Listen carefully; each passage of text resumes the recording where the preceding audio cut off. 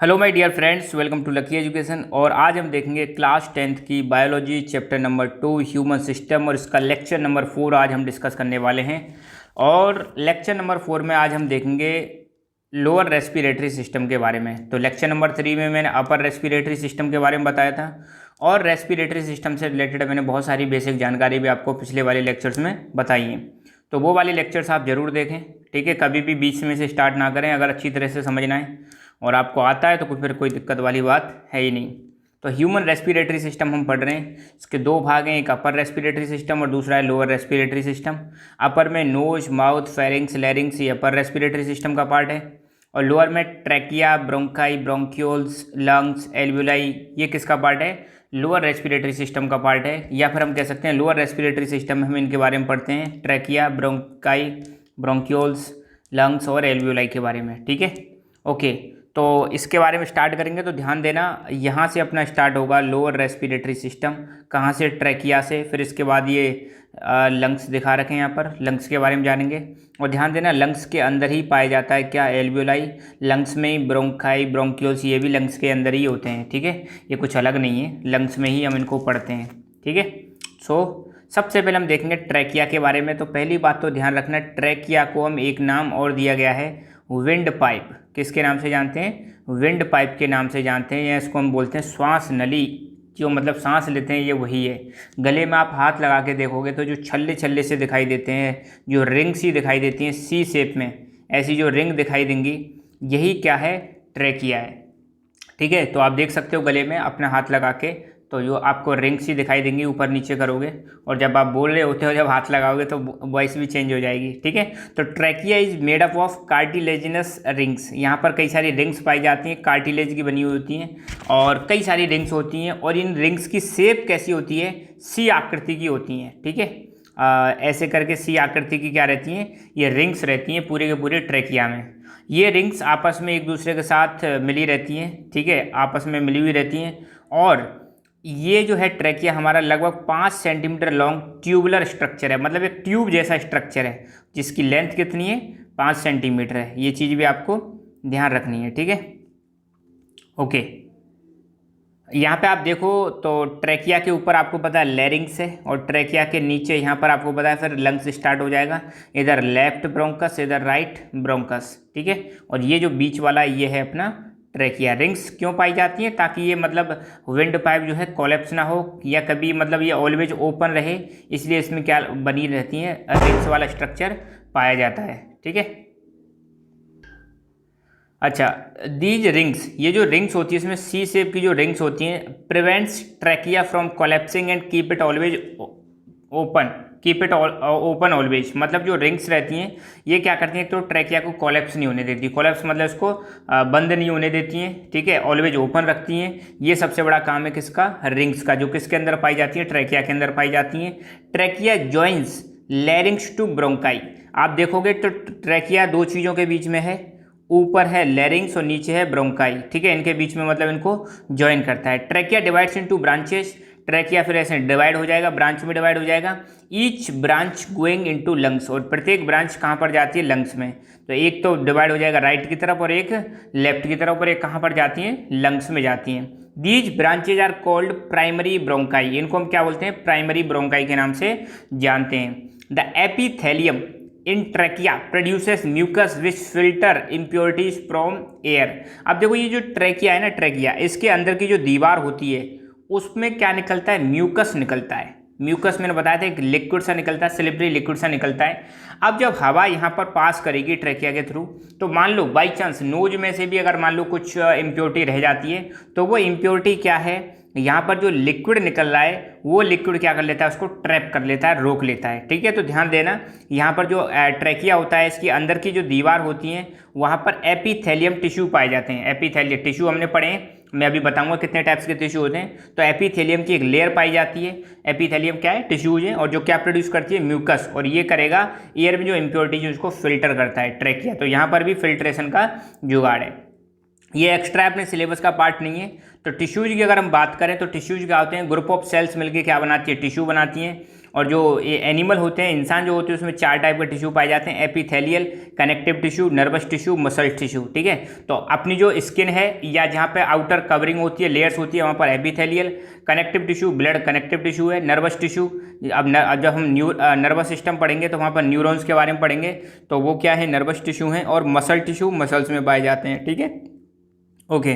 तो 4 प्रकार के एपिथेलियल, ध्यान देना, जो अपनी स्किन की कवरिंग होती है या बॉडी की जो कवरिंग होती है, वहाँ पे एपिथेलियल टिश्यू पाए जाते हैं। अच्छा, अब है ब्रोंकाई एंड ब्रोंक्यूल्स। तो हमने देखा कि ऐसे ये ट्रैकिया था, ट्रैकिया प्राइमरी ब्रोंकाई में डिवाइड हो जाता है लंग्स में जब ये प्रवेश करता है। ठीक है, तो trachea divides into left and right bronchi, trachea left और राइट ब्रोंकाई में डिवाइड हो जाता है। Primary bronchi divides into smaller branches called secondary bronchi. अब ये जो प्राइमरी जो ब्रोंकाई है, ये भी ऐसे करके और डिवाइड हो जाएगी फर्दर, इनको हम क्या बोलेंगे, सेकेंडरी ब्रोंकाई बोलेंगे। And secondary bronchi further divides into tertiary branches, tertiary मतलब तीसरे लेवल पर, टर्सरी ब्रोंकाई। जो सेकेंडरी ब्रोंकाई है आगे चल के फिर डिवाइड हो जाती है, उसको हम बोलते हैं टर्सरी ब्रोंकाई।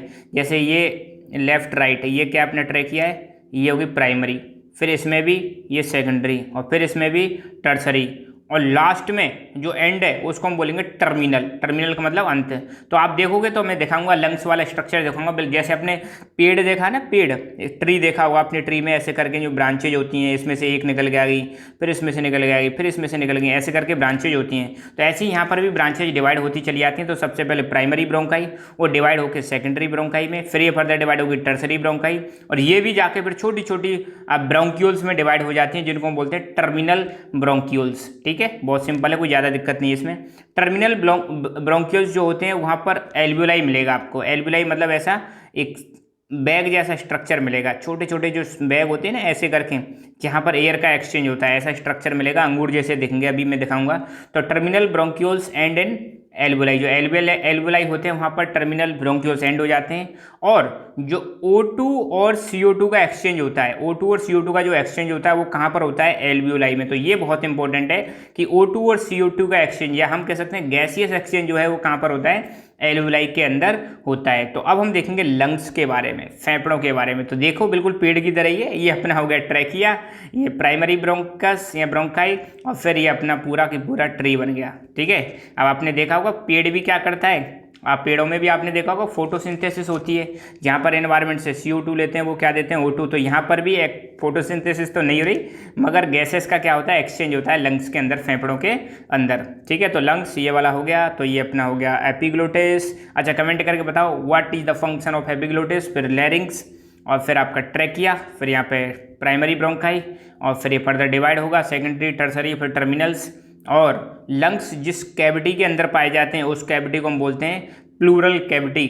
और लंग्स में बाहर जो लेयर बनी हुई होती है, कवरिंग जो होती है लंग्स के ऊपर, वो होती है प्लूरल मेम्ब्रेन की, उसको हम प्लूरल मेम्ब्रेन बोलते हैं। ठीक है, यहाँ पर बीच में हार्ट होता है, तो हार्ट तो पीछे के पार्ट है, और नीचे की तरफ एक मसल्स होती है जिसको हम बोलते हैं डायफ्रम। तो ये डायफ्रम जो है नॉर्मली तो ऐसे रहता है, ठीक है, रिलैक्स कंडीशन में, और जैसे ही एयर अंदर आएगी तो ये कैसा हो जाता है, ऐसे कॉन्ट्रैक्ट हो गया, ऐसा हो जाएगा, फ्लैट हो जाएगा। ठीक है, ओके।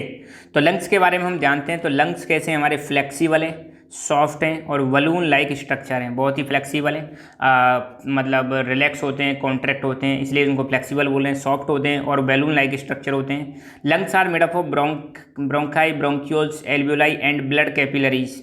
अब आपने देखा होगा ब्लड में भी जो ब्लड वेसल्स होती हैं हमारी 3 टाइप्स की होती हैं, आर्टरी, वीन्स और कैपिलरीज। तो छोटी छोटी जो होती हैं, बहुत ही मतलब माइन्यूट जो होती हैं, छोटे छोटे मतलब जो ब्लड वेसल्स होती हैं उनको कैपिलरीज बोलते हैं। तो लंग्स में भी ये तीनों चीज़ मिलेंगी आपको।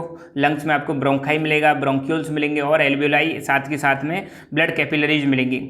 मेल में जो इंसान होते हैं, आदमी जो होते हैं उसमें लंग्स हैवी होते हैं, और वुमेन में लंग्स कैसे होते हैं, थोड़े हल्के होते हैं। ये चीज़ भी आपको ध्यान रखनी है। Left lung is divided into 2 lobes and right lung is divided into 3 lobes.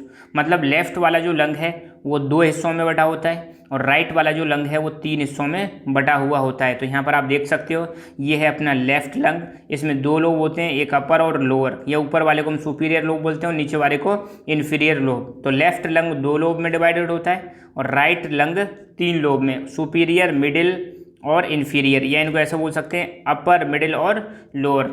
ठीक है, तो ये चीज़ आपको ध्यान रखनी है, डिवीजन वाला भी। Each lobe is divided into many सब लोब्स। अब जो लोब होती हैं, ये लोब, एक जैसे ये लोब है, ये किस में डिवाइडेड होगा, सब लोब्स में डिवाइड होगा। ईच सब lobe is divided into many small segments, ठीक है। और जो सब लोब होते हैं वो किस में डिवाइडेड होते हैं, छोटे छोटे सेगमेंट्स में डिवाइड होते हैं। और प्रत्येक segment, each segment has fine branches of bronchi, arteries, veins which make functional units. अब जो सेगमेंट है ये फर्दर किस में डिवाइड होता है, या ये जो सेगमेंट होते हैं इनमें क्या क्या चीज़ें पाई जाती हैं, इसमें फाइन ब्रांचेज, फाइन का मतलब छोटी छोटी, बहुत छोटी छोटी ब्रांचेज पाई जाती हैं, किसकी, ब्रोंकाई की, आर्टरीज की, वीन्स की। और जो क्या बनाती है, इसको फंक्शनल बनाती है, मतलब यहीं से कार्य होता है, जो अपना सेगमेंट है यहीं पर मतलब असली O2 और CO2 का क्या होता है, एक्सचेंज होता है। ये मान लो अपना क्या है, एल्वियोलाई है, क्या है, ये एक एल्वियोलाई है अंगूर जैसे शेप में, ठीक है। तो अब देखो एल्वियोलाई में क्या होता, सॉरी हाँ एल्वियोलाई है, और एल्वियोलाई में आपका क्या होगा, हार्ट से इम्प्योर ब्लड आता है, इम्प्योर मतलब CO2 वाला ब्लड आ जाता है, और इन्वायरमेंट से क्या आती है, इन्वायरमेंट से O2 आएगी, तो CO2 तो बाहर चली जाती है, O2 ब्लड में मिक्स हो जाती है। तो यहाँ पे देखो ये इम्प्योर ब्लड आ रहा है, इन्वायरमेंट से एयर आई, इसमें से ऑक्सीजन ब्लड में मिल जाती है, और यहाँ पर रेड हो गया। और रेड ब्लड आपको पता है कैसा होता है, प्योर ब्लड होता है। और ब्लू ब्लड जो हम रिप्रेजेंट करते हैं वो कैसा होता है, इम्प्योर। फिर यहाँ से कार्बन डाइऑक्साइड ब्लड में से यहाँ पे आई और इन्वायरमेंट में चली जाती है, ठीक है। और जो प्योर ब्लड है वो कहाँ पर चला जाता है, हार्ट। तो आपको पता है हार्ट में भी हमारे में 4 चेम्बर होते हैं, ठीक है, 2 ऊपर 2 नीचे। तो ऊपर वाले चेम्बर्स में तो आपका पता है कैसा ब्लड होता है, प्योर ब्लड, और नीचे वाले चेम्बर्स में कैसा होता है, इम्प्योर ब्लड, ठीक है। तो ये चीज़ आपको ध्यान रखनी है, ओके। सॉरी, ऊपर वाले जो चेम्बर हैं इसमें लेफ्ट और राइट, लेफ्ट साइड में तो आपका प्योर ब्लड रहेगा और राइट साइड में कैसा रहता है, इम्प्योर। ये चीज़ आपको ध्यान रखनी है। खैर लंग्स पढ़ेंगे जब मैं आपको बता दूंगा, तब ध्यान रखना आप, ठीक है। तो लंग्स से इम्प्योर ब्लड आता है, और सॉरी हार्ट से इम्प्योर ब्लड लंग्स में आएगा, और लंग्स में प्योर होने के बाद ये वापस कहाँ पे चला जाता है, हार्ट में चला जाता है। तो ये आप देख सकते हो, ये इम्प्योर ब्लड आ रहा है हार्ट से, इसमें से CO2 बाहर निकल जाएगी, O2 मिल जाएगी, और ये कहाँ चलेगी, इन्वायरमेंट में चलेगा, और ये वाला ब्लड कहाँ पे चला जाएगा, हार्ट में चला जाएगा, ठीक है। एल्वियोलाई की अगर बात करें तो ये बहुत ही इंपॉर्टेंट है। एल्वियोलाई दिखता कैसा है, कुछ ऐसे करके ये स्ट्रक्चर है एल्वियोलाई का, ये आप देख सकते हो। यहाँ पर ऐसे कुछ अंगूर जैसे शेप में ये मतलब होते हैं एल्वियोलाई, और इन्हीं के अंदर, इन्हीं पर मतलब देखो चारों तरफ इनमें क्या होती हैं, ये नीली और रेड कलर की जो धागे धागे से दिखा रखे हैं, इनको हम बोलते हैं आर्टरी और वीन्स। ये कैपिलरीज होती हैं, ये इनके ऊपर मतलब चारों तरफ ऐसे कवर करके रखती हैं इनको, ठीक है।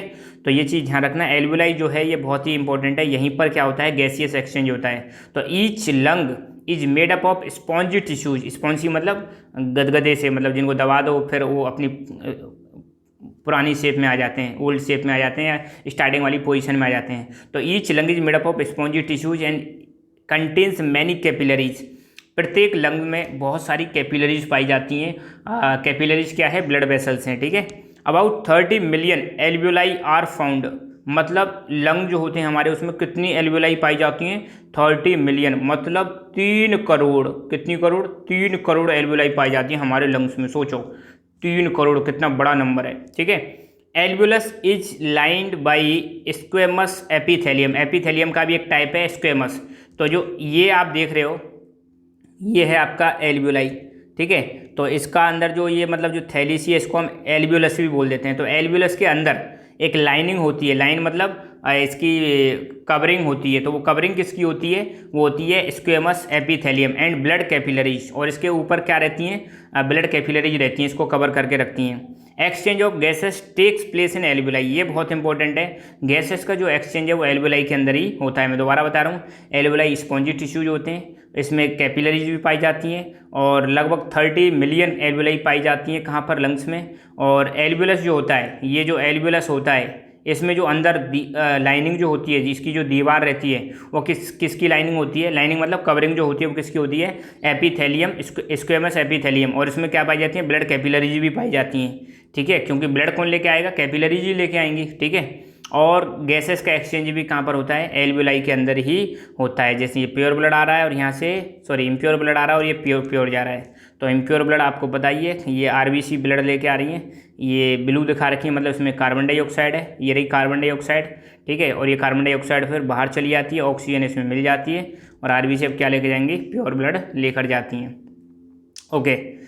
तो ये हो गया और ये भी सेम चीज़ है, कई सारे पिक्स मैंने दिखा दिए। ये ब्लड वही है जिसमें CO2 है और यहाँ से ऑक्सीजनेटेड ब्लड जा रहा है, और जो CO2 है बाहर चली जाती है, O2 इसमें मिल जाती है एल्विलाई के अंदर। ठीक है, तो ये हुआ एल्विलाई। तो एल्विलाई जो होता है वो रेस्पिरेटरी सिस्टम का बिल्कुल एंड पॉइंट होता है। यहाँ पर अगर देखोगे एंड पॉइंट होता है, और यहीं पर ऑक्सीजन और कार्बन डाइऑक्साइड का क्या होता है, एक्सचेंज होता है। तो ये चीज़ आपको ध्यान रखनी है। ठीक है, तो अब ये हमारा ख़त्म हुआ। तो हमने देख लिया अपर रेस्पिरेटरी सिस्टम देख लिया, हमने लोअर रेस्पिरेटरी सिस्टम देख लिया। अब बची हमारी रेस्पिरेटरी मसल्स। तो मसल्स आप जानते हो, मसल्स लगातार कॉन्ट्रैक्ट होती रहती हैं, रिलैक्स होती रहती हैं। जब हम सांस लेते हैं, इनहेल करते हैं, तो चेस्ट हमारा बाहर की तरफ जाता है, और सांस जब छोड़ते हैं, एक्सहेल करते हैं, तो चेस्ट अंदर की तरफ जा रहा है। तो बाहर जा रहा है, अंदर जा रहा है, मतलब कॉन्ट्रैक्शन और रिलैक्सेशन हो रहा है। ये किसकी मदद से हो रहा है, ये होता है रेस्पिरेटरी मसल्स की वजह से। ठीक है, तो अब हम जानेंगे रेस्पिरेटरी मसल्स के बारे में। ठीक है, तो breathing is facilitated by special muscles. हम जो सांस ले पा रहे हैं, इनहेल और एक्सहेल कर पा रहे हैं, ये किसकी मदद से हो पा रहा है ये काम, ये हो रहा है स्पेशल मसल्स की मदद से। और one of the muscle is diaphragm. Diaphragm भी क्या है, मसल है। मैंने बताया था डायफ्राम नॉर्मली ऐसी शेप में रहता है, इन्वर्टेड यू, और जैसे ही लंग्स के अंदर एयर भरती है तो ये कैसा हो जाता है, फ्लैट हो जाता है। ठीक है, तो मतलब ये भी कॉन्ट्रैक्ट और रिलैक्स करता रहता है। तो डायफ्राम भी क्या है, एक मसल है जो किसकी बनी हुई होती है, स्केलेटल मसल्स। ठीक है, तो रेस्पिरेटरी मसल्स का एक टाइप है, उसका टाइप क्या है, स्केलेटल मसल्स। तो दोबारा मैं बता रहा हूँ, हमारी जो ब्रीदिंग है वो किसकी सहायता से हो रही है, स्पेशल मसल्स की सहायता से हो रही है। डायफ्राम भी क्या है, एक मसल है। मैं दिखाऊंगा डायफ्राम की पोजीशन कहाँ है। और डायफ्राम किससे बना होता है, स्केलेटल मसल से बना होता है। और डायफ्राम जो है वो कहाँ पर पाया जाता है, थोरेसिक कैविटी। मैंने बताया था थोरेसिक कैविटी गर्दन से पेट तक जो मतलब रीजन है उसको हम क्या बोलते हैं, थोरेसिक कैविटी। तो स्टार्टिंग के वीडियो जो मैंने बताया था तो वो आप देखें। और फिर थोरेसिक कैविटी के नीचे कौन सी कैविटी पाई जाती है, आप कमेंट करके बताओ, तब मुझे पता चलेगा वाकई में आपने पिछला वाला पढ़ा है या नहीं पढ़ा है। ठीक है, ओके। तो डायफ्राम कहाँ पर होता है, थोरेसिक कैविटी में होता है। और contraction in diaphragm facilitate entry of air in lungs. अब जब एयर आएगी तो ये क्या होगा, डायफ्राम कॉन्ट्रैक्ट होता है। एयर जाएगी तो ये क्या करेगा, रिलैक्स करेगा। ये चीज़ आपको ध्यान रखनी है। ठीक है, तो कॉन्ट्रैक्शन जब होता है डायफ्राम का तो एयर अंदर आती है कहाँ पर, लंग्स में। और डायफ्राम जब रिलैक्स करता है तो एयर बाहर जाती है लंग्स से। ठीक है, तो यहाँ पे आप देख सकते हो ये है अपना डायफ्राम। नीचे ये लंग्स हो गए, लंग्स के नीचे डायफ्राम। और मैं बता दूँ आपको, यहाँ से यहाँ तक ये जो कैविटी है ये है आपकी थोरेसिक कैविटी। इसके नीचे आएगी आपकी एब्डोमिनल कैविटी। तो डायफ्राम यहाँ पे देख सकते हो, ये नॉर्मल पोजीशन है और ये कॉन्ट्रैक्ट वाली पोजीशन है। जब हम एक्सहेलेशन करते हैं, एक्सहेलेशन मतलब जब सांस बाहर निकालते हैं तो डायफ्राम नॉर्मली ऐसे रहता है। और जब हम सांस लेते हैं, इनहेल का मतलब जब सांस अंदर लेते हैं तो डायफ्राम क्या हो जाता है, कॉन्ट्रैक्ट हो जाता है। मतलब नॉर्मली ऐसे सांस लेंगे तो ये क्या हो जाएगा, दबाव पड़ेगा इस पर। नॉर्मली ऐसे दबाव पड़ेगा तो ये नीचे की तरफ आएगा और ऐसे फ्लैट हो जाता है। ठीक है, ये चीज़ आपको ध्यान रखनी है। Relaxation of diaphragm facilitate removal of air from lungs. दोबारा मैं बता रहा हूँ, जब डायफ्राम रिलैक्स करेगा तो एयर बाहर जाएगी लंग से। जब डायफ्राम कॉन्ट्रैक्ट होगा तो एयर अंदर आएगी। बस सिंपल सा कॉन्सेप्ट आपको ध्यान रखना है। ठीक है, तो डायफ्राम रिलैक्स कर रहा है मतलब एयर बाहर जाएगी। Intercostalis muscles also play an important role in breathing. कुछ मसल्स और पाई जाती है जिनको हम बोलते हैं इंटरकोस्टालिस मसल्स। इनको मैं दिखाता हूँ कहाँ पर हैं। ये हो गई हमारी रिब केज। रिब मतलब पसली जो होती है हमारी दोनों तरफ। ठीक है, तो रिब केज के अंदर ये रेड कलर की जो मसल्स दिखा रखी हैं इनको बोलते हैं इंटरकोस्टालिस मसल्स। तो ये इंटरनल भी होती हैं और एक्सटर्नल भी होती हैं। ठीक है, इंटरकोस्टल मसल्स या इंटरकोस्टालिस मसल्स। तो बाहर की तरफ जो होती है उनको एक्सटर्नल इंटरकोस्टल मसल्स बोलते हैं, अंदर की तरफ होती हैं उनको इंटरनल इंटरनल इंटरकोस्टल मसल्स बोलते हैं। तो बस इतना ध्यान रखना कि 2-3 मसल्स के बारे में हमने देखा। एक तो डायफ्राम के बारे में देखा, तो डायफ्राम के बारे में सारी चीज़ यहाँ पे बता रखी है। डायफ्राम के अंदर स्केलेटल मसल्स पाई जाती हैं। डायफ्राम जब मतलब कॉन्ट्रैक्ट करता है तो एयर अंदर आती है लंग्स के, और डायफ्राम जब रिलैक्स करता है तो एयर बाहर जाती है। कुछ और मसल्स पाई जाती है जिनको बोलते हैं इंटरकोस्टालिस मसल्स। ये क्या करती हैं, रिब केज को बाहर और अंदर मतलब लाती हैं। जो अपनी चेस्ट बाहर जाती है और अंदर आती है उसमें इंटरकोस्टालिस मसल्स बड़ा रोल प्ले करती हैं। तो यहाँ पर हमने रेस्पिरेटरी सिस्टम के बारे में पूरा जान लिया। एक वीडियो और आएगा लास्ट जिसमें मैं बताऊंगा कि रेस्पिरेशन की मैकेनिज्म क्या है, कैसे एयर आती है और कैसे जाती है। तो वो एक वीडियो और आने वाला है। इसके बाद हमारा रेस्पिरेटरी सिस्टम पूरी तरह से फिनिश हो जाएगा। आई होप ये लेक्चर आपको समझ में आया होगा। फिर भी आपको कोई चीज़ समझ में आए तो आप कमेंट करके बता सकते हो, मैं उस पर मतलब रिप्लाई करने की कोशिश करूँगा या फिर अलग वीडियो बनाऊँगा। तो आप हमारा Telegram channel lucky education join कर सकते हो। जहाँ पर आपको नोट्स के पीडीएफ्स, आने वाली वीडियोज़ की नोटिफिकेशन और नोट्स कैसे डाउनलोड करने इसकी वीडियो भी मैंने यहाँ पे बना रखी है। So thank you so much, keep learning, keep enjoying and God bless you all.